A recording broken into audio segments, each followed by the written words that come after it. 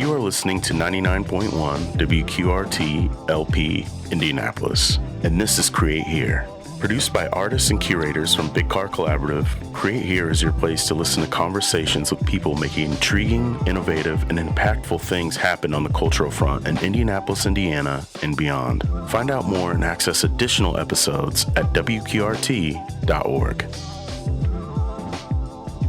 Hello, welcome to Create Here. This is Shauta Marsh, co-founder of Big Car Collaborative and director of programs and exhibitions. We are joined today by two really special guests, both artists and recently juried our Power Plant grants. First, I want to introduce you to Amy Kligman, who's been executive director, artistic director at Charlotte Street Foundation in Kansas City, Missouri since 2015. Kligman's career and experience as an exhibiting artist and grassroots curator / arts administrator spans 20 years of studio and exhibition work, independent curating and organizing, and artist-run projects. In 2011, Kligman was one of a team of 5 artist curators who established Plug Projects, an artist-run project space in Kansas City's West Bottoms that hosted a robust and nationally recognized calendar of exhibitions and artist-centered program. Also joining us is Ish Muhammad, a self-taught artist residing in Northwest Indiana. Muhammad's work, post-graffiti abstract expressionism, is exhibited in galleries, museums, and site-specific installations nationally. He is a founding member of Crazy Indiana Style Artists, and Crazy Indiana Style Artists is recognized as Indiana's first Latino art collective. Thank you both. And also, I almost forgot, is Big Car executive director and artist Jim Walker, who we are very lucky to have join us today because he has a background not only as an artist, but as a journalist. Thanks, Shauta. I'm going to start out with a general question, and then we'll get into your individual practices as artists, and then we can move into some of, maybe more professional positions that you might Sounds hold. good. So today, you had a glimpse into the Indianapolis art scene. What was your feel for it? Like, what was your takeaway looking at these applications and artists' offerings that we have here? I was really excited to be a part of this process and to see what is happening in Indianapolis. I'll admit that coming into it, I really didn't know a lot about what was happening here. I was excited to see a lot of energy in the artist-run spaces. I think that's something that I just have a passion for and am excited about. And I think it's a really flourishing community here for that. So that was exciting to see. Yeah, I would agree with Amy. It was exciting for me. I tend to hang out with older artists, so it was nice to see younger artists with newer ideas and newer approaches to being creative, and the diversity in each grant applicant was exciting for me. And both of you are artists. So can you tell us a bit about your practice as artists? And whoever wants to go first. Well, I'm a self-taught artist. Pretty much hip hop. Grew up in New York, so born in the late '60s. So was really there when it was starting to be formed. So, and where I lived was Lower East Side, New York. So, not only that, but you also had the punk rock scene and the gallery scene, which is all kind of just around there. As you head to like the Highland Tunnel in that area. So, as a little kid, all of that played a big influence in how I looked at what it meant to be creative and to be expressive. So. Fast forward to today, I do take some of that and use that energy in a more abstract form and create a new language that hopefully people can enjoy and look at. Where with graffiti, it was just writing my name all caps. or with my crew, we all writing our name in all caps. And now when I approach my work and my study, I'm really trying to capture a pulse, an idea, an emotion with the paintings. And that's why I kind of call it post-graffiti. Because it's not necessarily graffiti, but it's got that graffiti rhythm, graffiti energy. So sometimes people look at it and think it says something. And I always say it says exactly what you see. I was wanting to talk a bit about, graffiti just in general has gone from sort of this anti-establishment art form, that, might have been happening under the radar. And then now it's gone more mainstream. And, it's kind of happened that way with art in galleries as well, too. Like, how has that been for you to see and deal with throughout your career as an artist? For me, the blessing was that at a young age, building a creative community was important. So, as a teenager, you build that creative community the way that you know how. And that was through writing your name, and building that identity. And as you grow, you find new ways of expanding that community and bringing more people into that community. And with the goal of still maintaining your identity, but finding new ways to express yourself and share that language that you're building.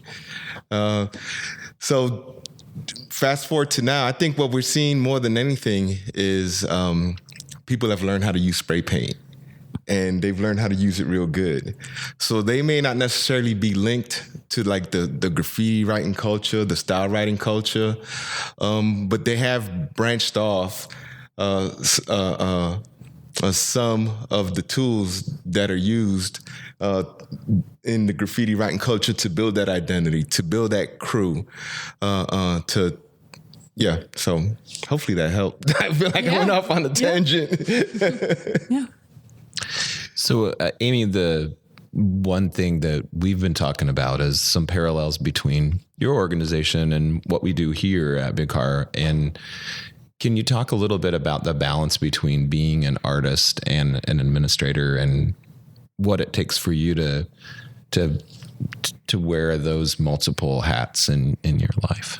Yeah. I mean, I think, my sort of administrator role evolved out of a lot of sort of DIY scrappy roles. I'm an artist, and I was always interested in being around other artists, and was a part of like first kind of curating shows independently that were just like, really, it was kind of about, I wanted to learn more about the artists that I liked. And this was a good excuse to bring them together, and it kind of started out that way.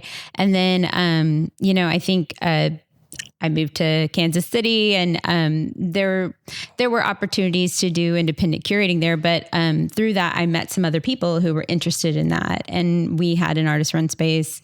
And I think that I just really became passionate about doing that. It was something about the community role that filled a need for me that, just making art myself, which I love and have a passion for, it didn't do.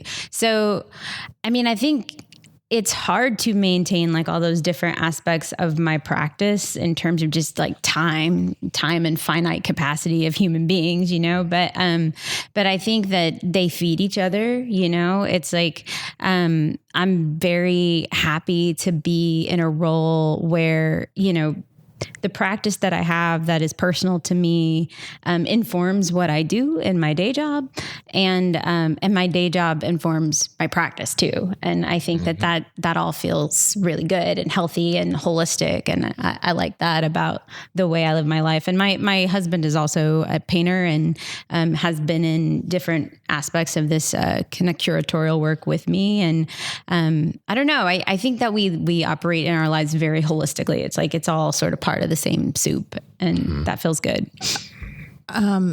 Amy, can you talk a bit about your work as an artist? I really like, it has a very, a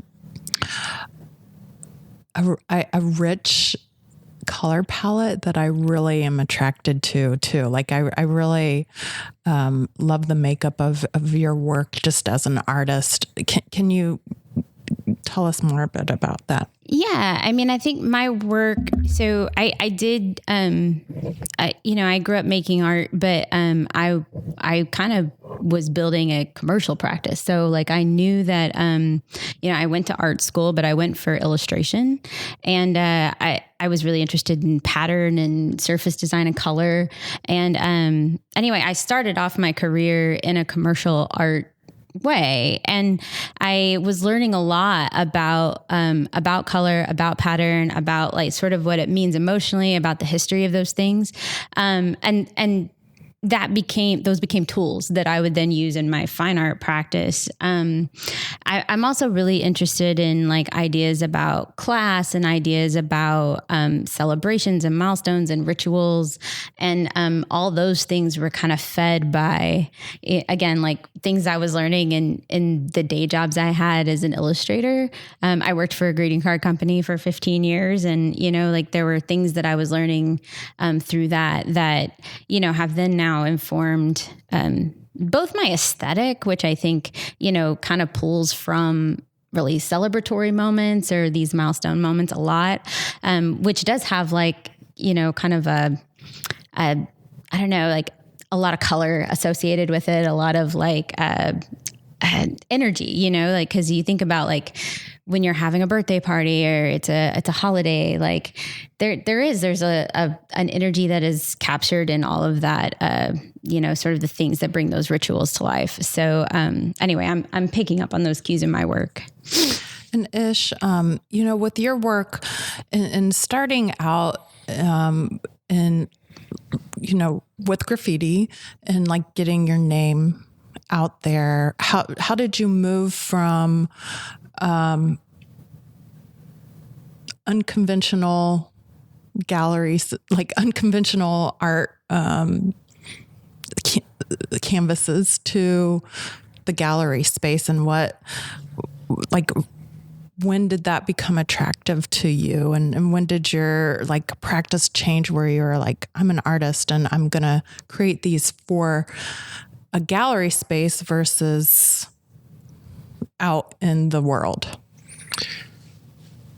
So two things. One, crazy Indiana style artists, my crew. We've always known that we were going to do something. Not necessarily knew exactly what, but we knew we was going to do something. And also, South Shore Arts, which is an art center in Munster, Indiana, they supported us almost as an incubator. So they provided fail-safe environments for us to see our work differently. South Shore Arts is one. The Savannah Gallery in Gary, which is Indiana University Northwest.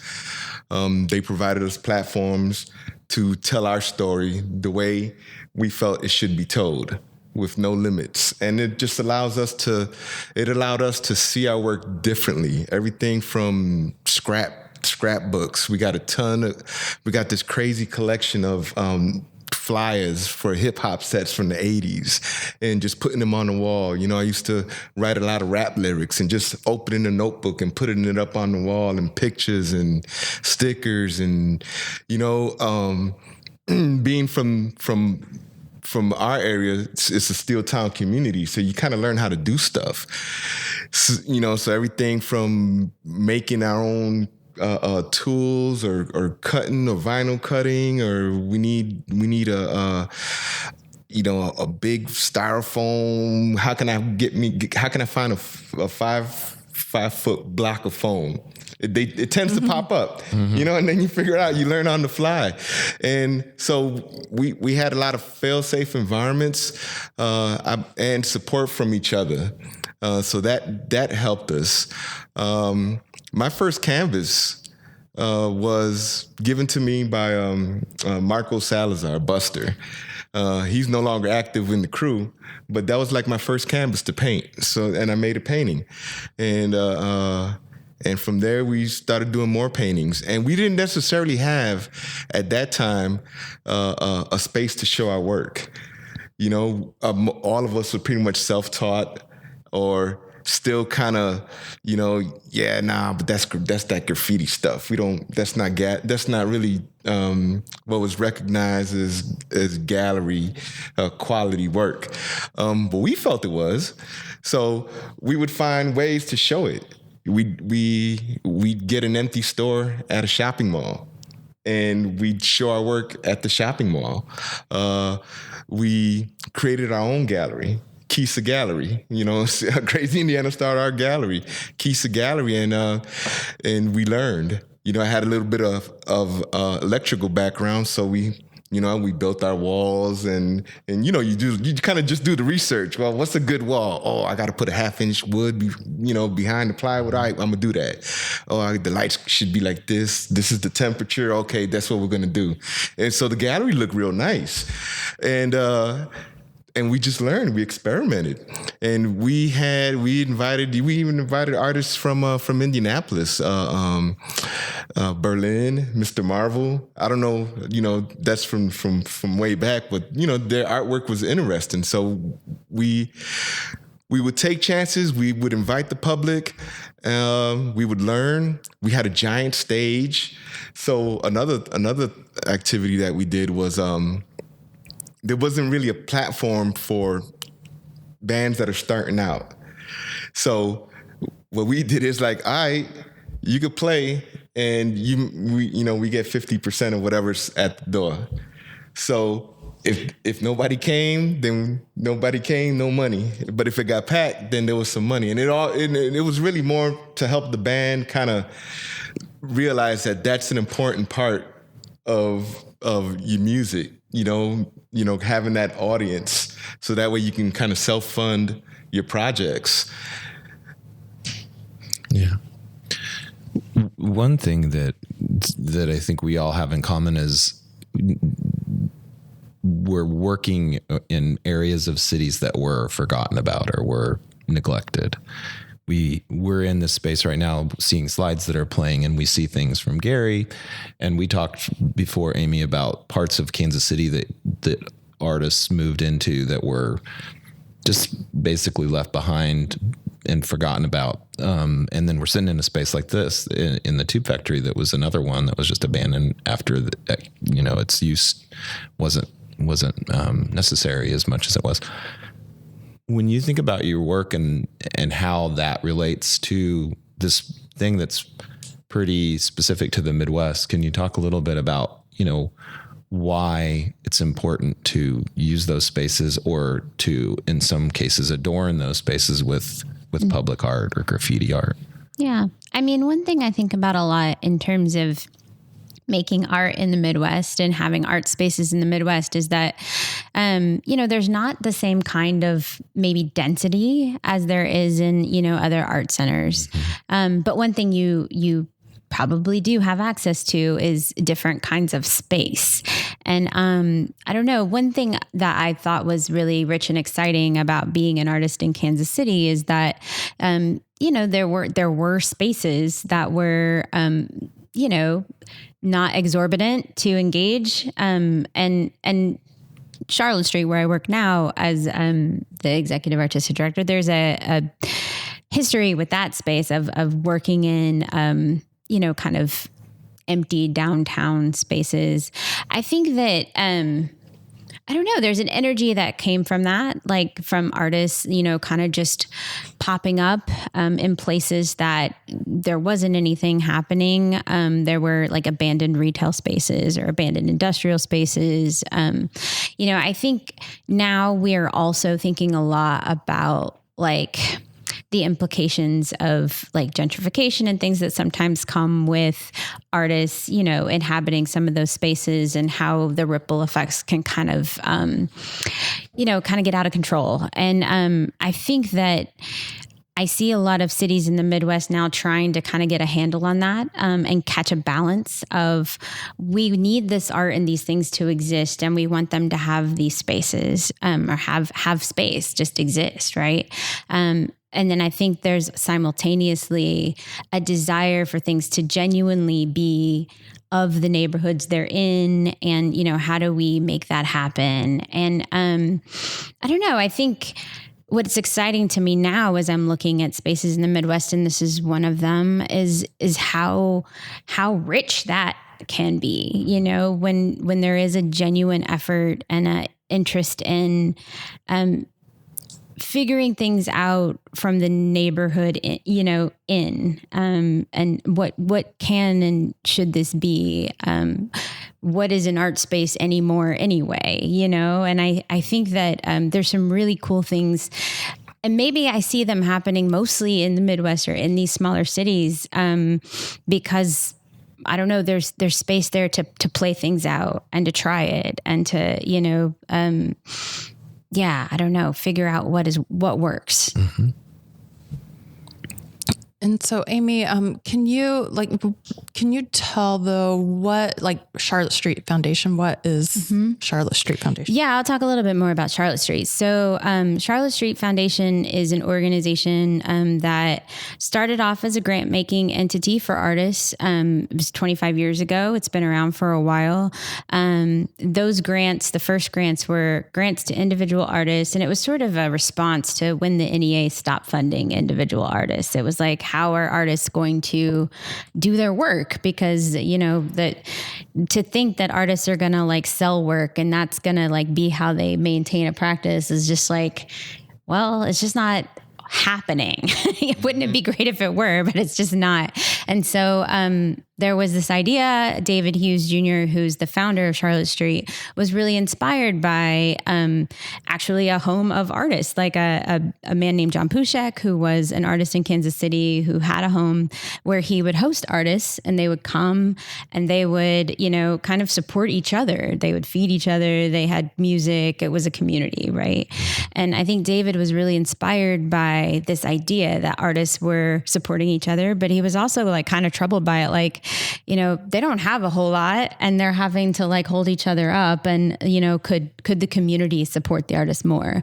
So that's sort of like what started Charlotte Street. And then over the years, there were all these different like sort of programs and resources that added on to what it is. And now it's kind of this network of programs and space. Charlotte Street still does grant making, and we have a grant making program that's really similar to the Power Plant grant, the Rocket grants that we've been running for a while. But we also have a residency program where we give free space, studio space to artists for 2 years at a time. And we also have a really robust like exhibition and performing space. So we do about 100 events a year that kind of span the scope of exhibitions, performances, workshops, panels, things like that. And Ish, how did you come from New York to Gary? And tell us about Gary. What's going on in Gary and your city? I came to Northwest Indiana pretty much the way everybody ends up in Northwest Indiana. There's work in the mills for my dad. That was the hope. So we moved from New York to Puerto Rico, and then from Puerto Rico to Northwest Indiana. So in Northwest Indiana, in Gary, Indiana, right now, it's a nice place for experimentation, There's a lot of abandoned buildings. There's a lot of, it's an environment where it is safe. It just doesn't look safe. So you can go and paint and not necessarily be bothered. And because of just on the outside how it looks, and it's more economics than anything, your work stays up longer because it's minimal, the amount of outsiders that are going to come into the city. Specifically to travel into these areas where we like to paint. Mm-hmm.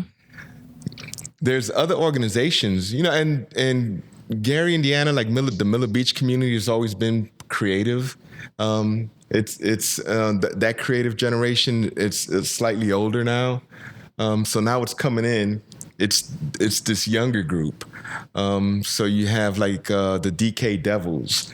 That really, and they're pretty much more of, they like going into abandoned areas throughout the whole planet and taking pictures of abandoned buildings and abandoned environments and just like this urban decay. And their home base is pretty much in Gary, and they do a lot of work there.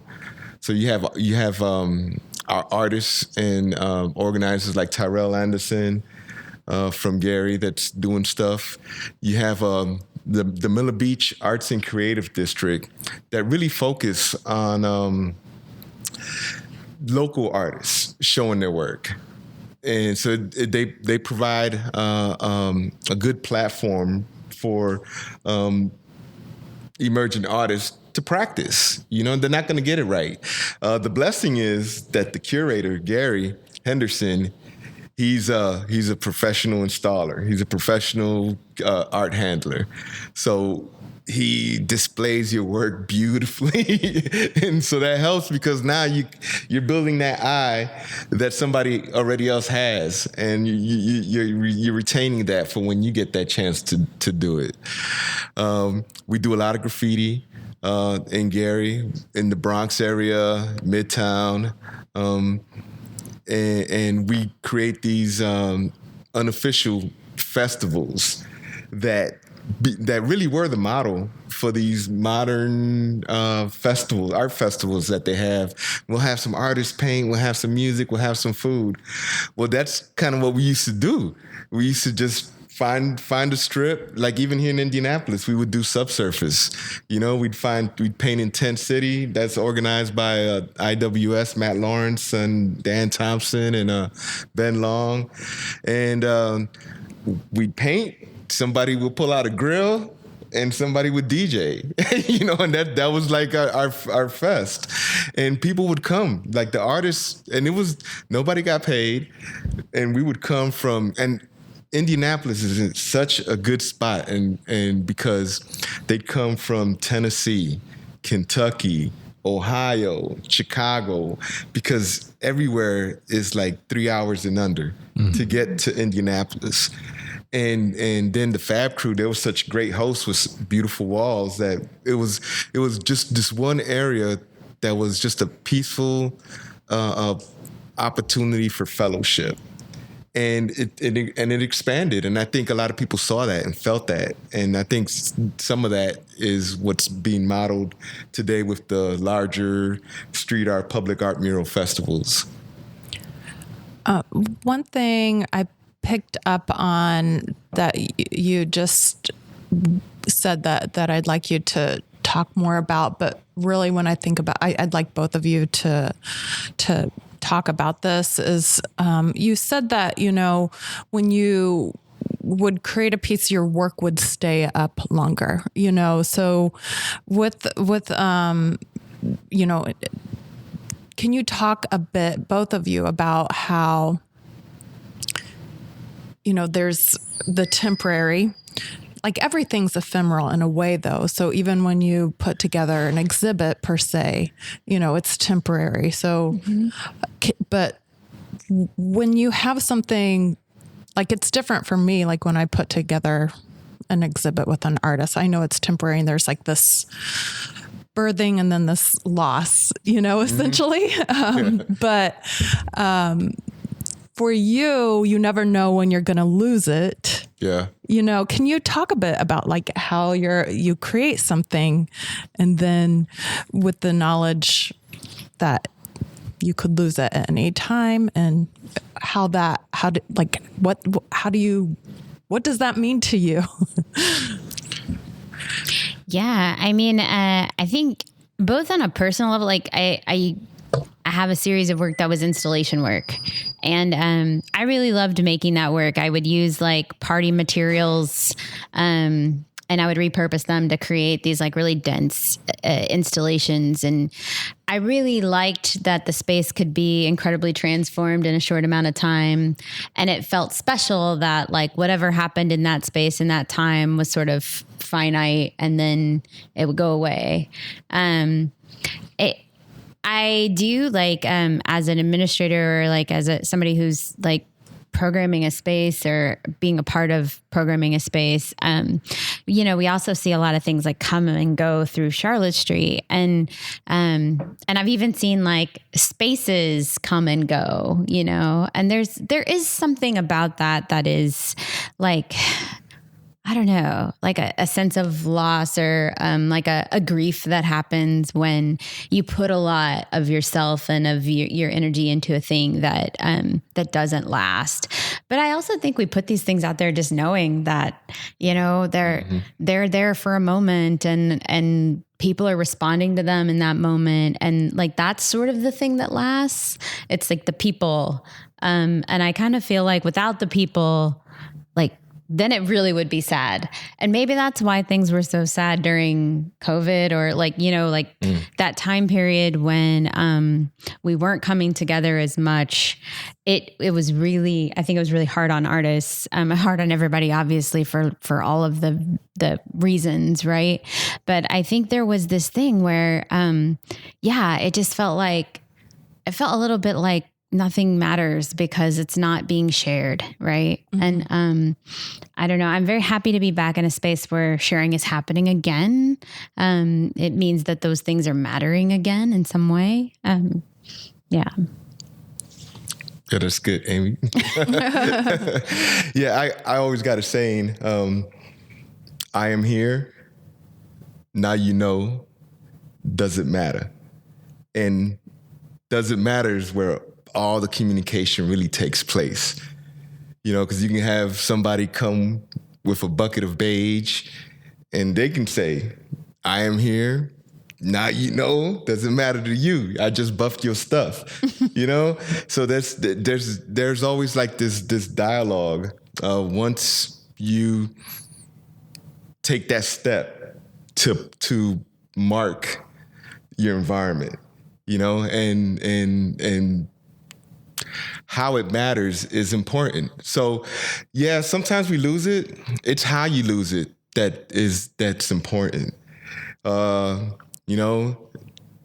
There's been fights literally because somebody touched your painting in a way that felt disrespectful. There's been strategies where you want to paint this wall, but I really can't afford to coat the whole wall with paint. So let me just mark it a little bit because I know they're going to come behind me and ice it for me so I can come back and paint it, and use less paint. So that's the does it matter part. And I think that's the important part. One thing I found real interesting initially, maybe about 7 to 8 years ago, in Gary, there was a concern because there was a lot of, we call it bombing. And that's when you just pretty much go out and throw just real fast, throw up letters, kind of bubbly looking letters. And you just, you just kind of traveling and bubbling and bombing. So they hit me up and I was like, well, I find it super interesting that if you paid attention, most of this was occurring on buildings that were already psychologically abandoned. Like they had already incorporated in their visual landscape being comfortable with the urban decay. But it wasn't until somebody kind of made you once again take notice that, hey, this urban decay is still here, that it mattered again. So for me, most of the graffiti that's on that wall, they're gone. They're gone. I'm glad that I'm able to save some as an image so that I can share like I'm doing today. But we know that it's here and it's going to be gone. But what's most important is creating that memory and that fellowship with your peers, and hopefully continuing to build. We call ourselves crew, and the root word of crew is crecer, which means to grow. So, as a crew, we should be striving to grow. And if you're not growing with your crew, that means that you got to kind of find a new crew, Yeah, because you're not growing, So, and I think it's interesting because how do I translate that to today? It's finding ways to continue to grow. I still find pleasure in writing my name on the wall, but I also find that there's other platforms. There's museums, there's galleries, there's other platforms to meet people that I may not have necessarily met. Today's a great example. I've met all these talented artists from Indianapolis that I may not have met. Only because there may be age difference, cultural difference, but here we were forced to talk. It was like, I am here, now doesn't matter. Mm-hmm. And that was such a great opportunity today. And once again, it's just kind of building a bigger crew so that we can continue to grow. So thank you. Yeah, that's fantastic. A lot of what we're talking about is really the social role of artists and of art, the bringing people together, the impact it can have. So maybe can you both talk a little bit about some of that is kind of it was a little bit incidental maybe at first, but maybe it's a lot more intentional now, knowing that as we went through things with COVID and as we're facing a lot of other issues all the time, that it seems like getting people together, connecting with each other is more important than ever, and like in our lifetime, at least. Yeah, I mean, I think it's interesting because I think there's sort of a stereotype of like a lone wolf genius artist, right? And I do think that there's still a lot of artists who part of making art is really the process for them. And it's like they're going through a lot of things for themselves when they're making work. And I would say that for myself is true still. I think art making and art viewing can play a lot of roles.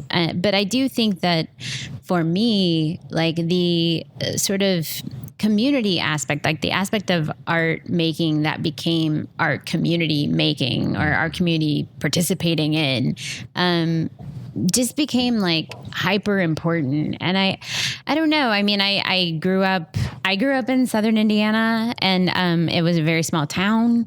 There were about 500 people in that town, and only a handful of them would have ventured to make a mark on purpose, Mm-hmm. And I think that for me, when I talk sometimes about going to art school and how going to art school was oh my God, other people like this, other people get why I would have any desire to do this. And there was something about that was just deeply, warming to me. It was it meant something to be in communion with people that spoke my language, and I think that becomes much harder when you're, back out in the world. And I think it's important for artists not to completely sort of retreat into a bubble of just artists.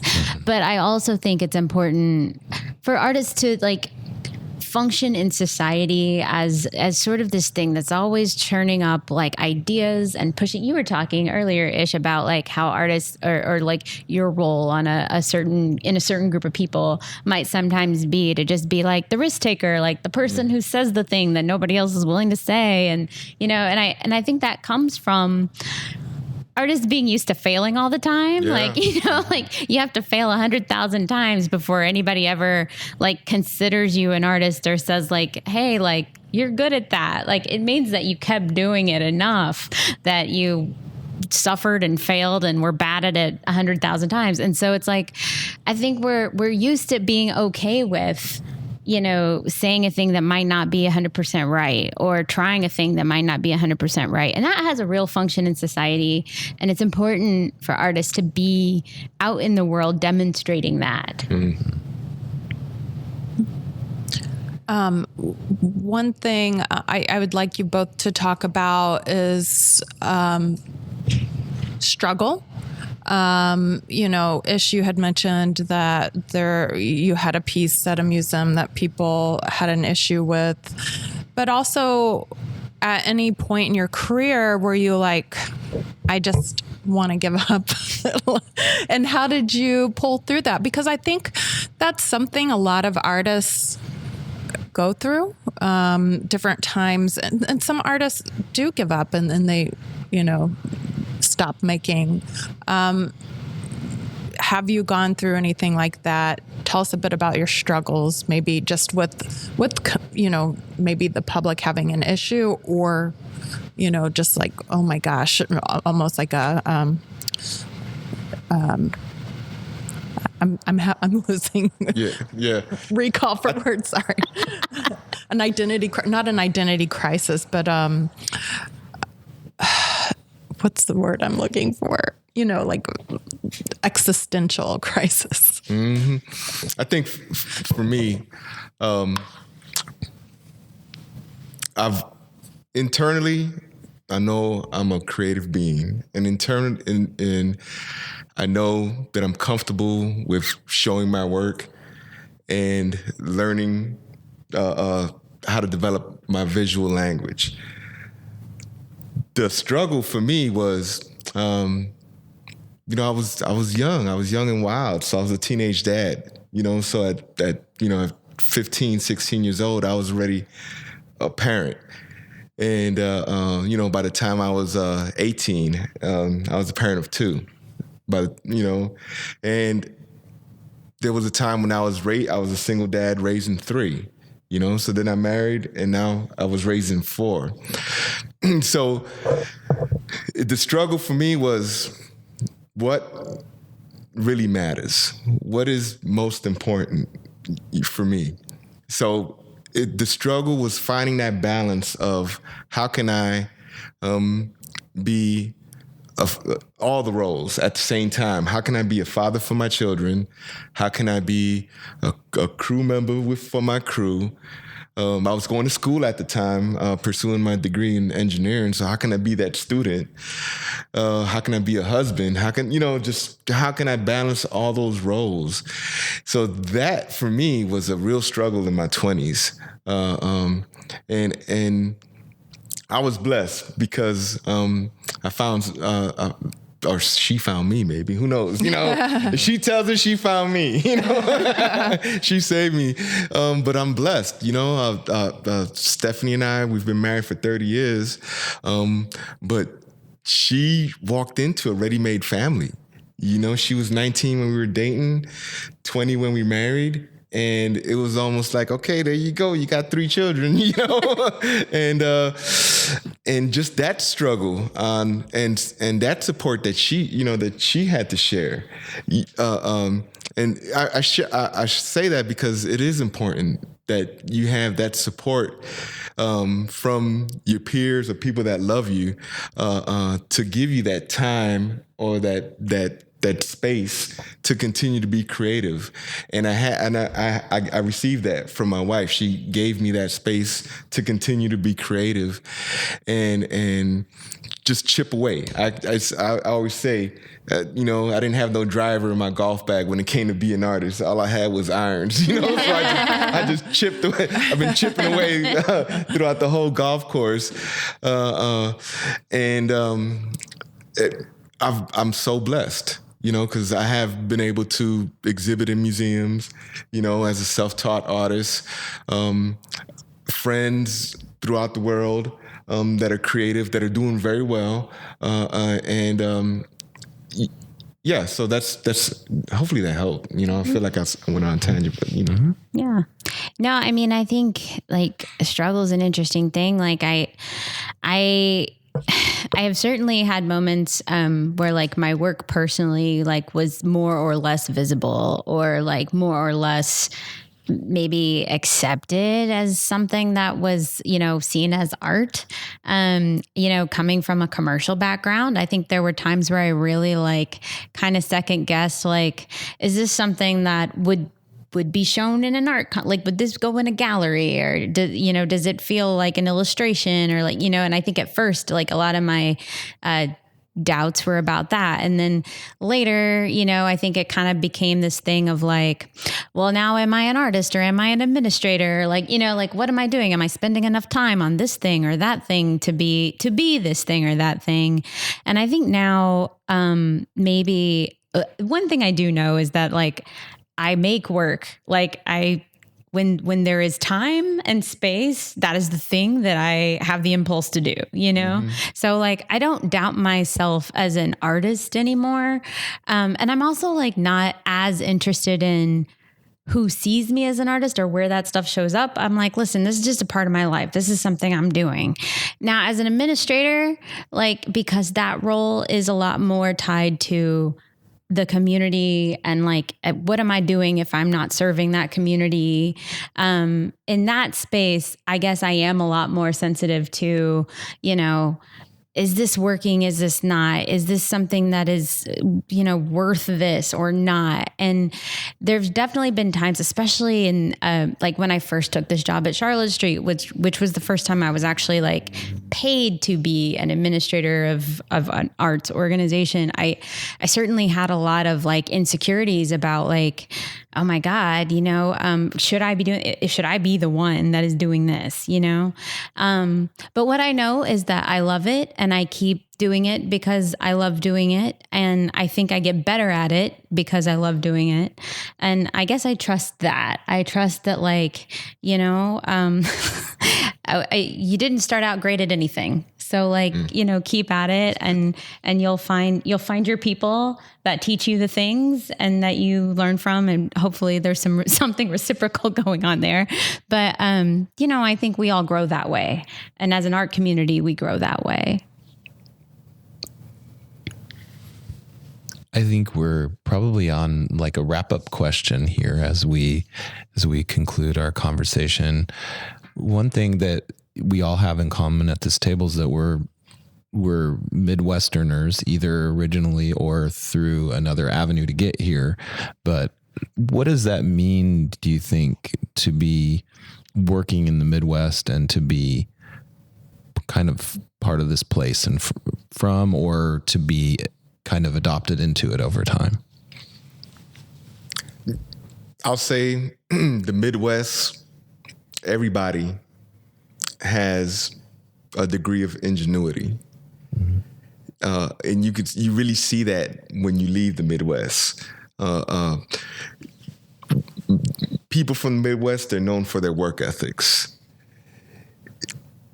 As an artist, when I travel, a lot of stuff is like, oh, this is easy. It seems easy to kind of make something happen here. Mm-hmm. And I know half of it is because, it's just about putting in work.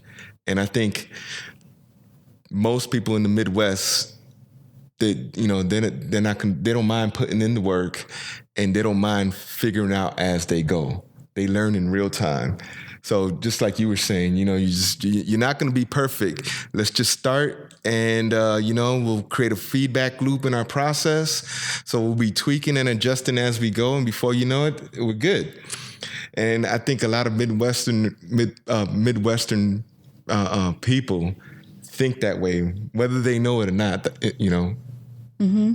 Yeah, I would echo what you're saying about work ethic 100%. I think and maybe it's not just a willingness to do it yourself, but because there is like a real payoff. Like I don't know. I've never lived in big cities on the coast, but I know that part of the reason why I never have is because I had big ideas and I had things I wanted to do, and I wasn't born with a trust fund. And so it was like, I want a space that I can have impact in. And I feel like that's true here. And so I don't know, there is a sense that I, as a Midwesterner, I, as somebody operating in the space, can like take it on and see something happen. I can see an impact. I can see what it does, and I think that produces a willingness to keep doing it, right? Mm-hmm. So I do think that Midwesterners both have like a super strong work ethic, but there's also this sense of collaboration that I think is very special. Like in Kansas City, I see artists come together, and I see artists teach each other things, whether or not they're trying to, and there's like this generous spirit that comes with like, I'm a musician, you're a visual artist, we're going to collaborate and do things, and we'll both like kind of get richer that way.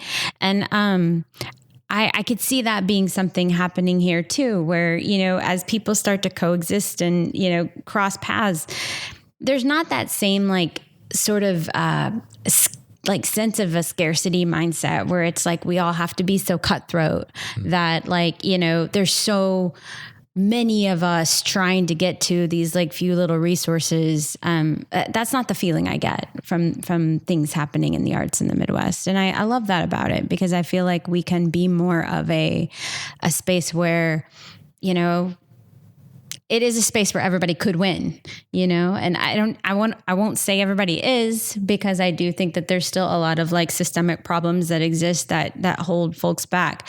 But I think it is a space where in a future, people could be operating in a way where everyone wins.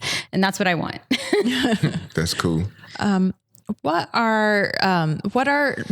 Before we wrap up, what are some recommendations to our listeners, like books, even events or music that you would recommend? Let's see. When I think of books, there's a professional development book for artists that I really like called Art/Work. It's for visual artists. But it's a book that I give to people a lot because I'm like, this is amazing. I think as an administrator, I would point people towards Adrienne Marie Brown's Emergent Strategies, which I love. I think actually anything she writes, please read. But like, I think that book, it definitely like opened my brain up to like, what are these new ways of thinking and working? And then I guess events like, well, please come to Kansas City and I'll tell you all about events in Kansas City. But there is the Midway Fair, which is happening in Chicago in September. And that's an artist run fair. And I know Big Car and Tube Factory is going to be part of that. And Charlotte Street's a part of that. And I'm really excited to see what happens with that. It'll be the first time I personally am getting involved in it. So I don't know what to think yet, but I'm excited to see what comes of it. I'd say keep finding ways to create fail-safe environments for the youth. I'm 53, and God willing, I still got a couple miles ahead of me, but really think about that 15-year-old, that 20-year-old. Look at all the runway they have in front of them. So just find ways to be a sponsor, find ways to be a mentor, to be a cheerleader, and just so that way you can kind of do some knowledge transfer. We've learned so much. So we really got to find ways to transfer that and find and engage them, because if not, it's going to fade away. the energy. So that's probably the one thing I think about more than anything right now is how can I get these kids into it, or how can I help them? What are they into? How can I help them? And one last thing, can you tell our listeners where to follow you on social media or where to find your work online, please? Yeah, I have 2 Instagram accounts because I have one that I call the art account, and I have one that I call the whole person account. So if you just want to look at my art, that's Amy Kligman at Amy Kligman, and for like Charlotte Street and pictures of my kids, you can Amy the Klig. And then Charlotte Street has a website at charlottestreet.org for all of the kind of events and things that we have going on there. So for me on Facebook, Ish Muhammad, on Instagram at Ishrock, ISHROCK. All right. Thank you both so much. Thanks. Appreciate your time and helping us, support the Indianapolis arts community. Thank you so much. Very cool.